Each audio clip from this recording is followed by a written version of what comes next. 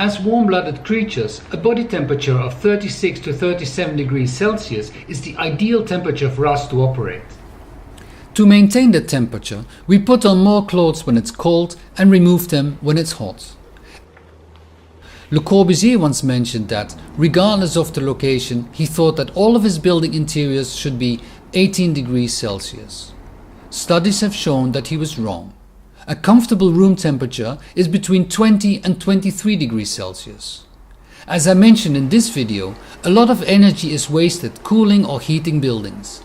Anyone who has ever stayed in Japan, in a typical Japanese house, knows that most have hardly any insulation. For our project, we have focused on energy efficiency through optimal insulation. We started off by placing a rigid foam below and around the concrete slab. We decided to use an open cell foam insulation. This polyurethane foam is sprayed onto the interior walls and creates an airtight shell. So we installed this styrofoam insulation. It's been sprayed on top of the walls. This minimizes air leakage, which can account for 40% of a building's heating and cooling loss.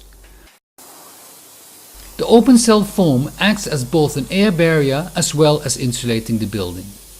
We decided on using an open cell foam over a more traditional fiberglass insulation, as the latter is more difficult to fill gaps. This open cell foam is applied as a spray on the side.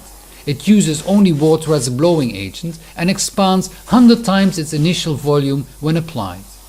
As it expands with water, there is no off-gassing.